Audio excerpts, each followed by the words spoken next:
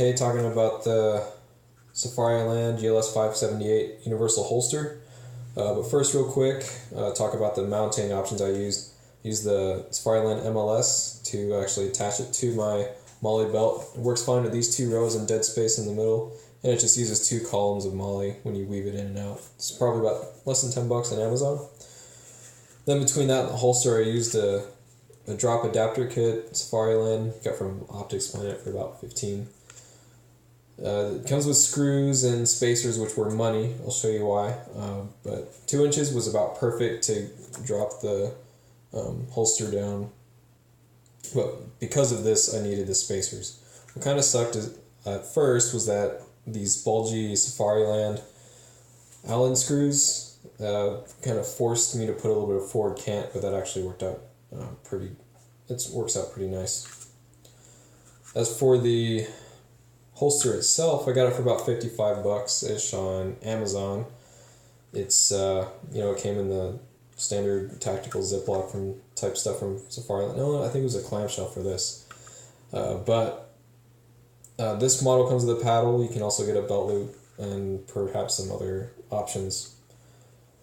It's a regular Safariland hard nylon type material, and it's universal, so it's got kind of a universal shape here, and it's got a little piece of plastic that it's not a super flimsy piece of plastic either, but you can adjust it with this Allen screw here, and it pushes up on the lower part of the frame of the pistol to make it fit snug.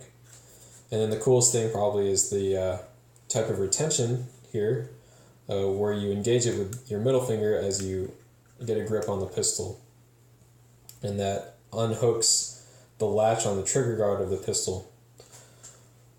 So I'll show you that real quick. Take a look though online how it fits with your type of gun. I've read a couple reviews that says that it doesn't fit that well with certain types of guns, so just take a look at that. It fits many different types. Fortunately, it fits mine well, which is I'm currently running a VP9. It's a fairly rigid enough holster, especially for my uses, which is just some pistol competitions and some 3-gun. So when you holster the pistol, it has a nice click to let you know that it's engaged. The retention is pretty good. As you can see, there's a little bit of sliding, which I think just comes with it being universal. And like I said, you can make it more snug. You don't want to do that too much though, or else it's just a pain to draw. But the retention is pretty nice. I haven't pulled too hard on it because I don't want to break my holster, but definitely gets the job done. Draws pretty decently. I've done a lot of dry runs with it, and it works out just fine. As for the inside of the holster, it's just regular. It's the same material, just smoother on the inside. Puts a little bit of wear on the gun.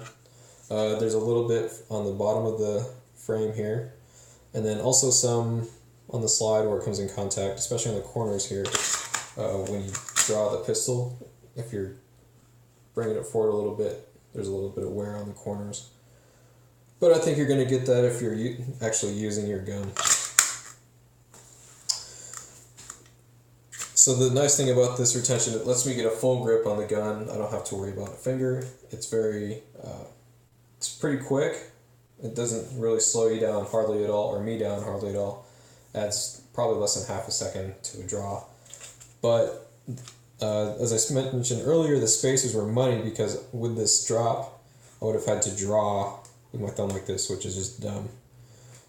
Probably don't have that issue if you mount it directly to the MLS here or the paddle, but really requisite to be able to get a full grip on the gun as I draw. That's it in a nutshell. Pretty nice holster. I recommend it, especially if you're just checking it out. It's only $55, and it runs pretty nice. Appreciate any questions, comments, or feedback. See ya.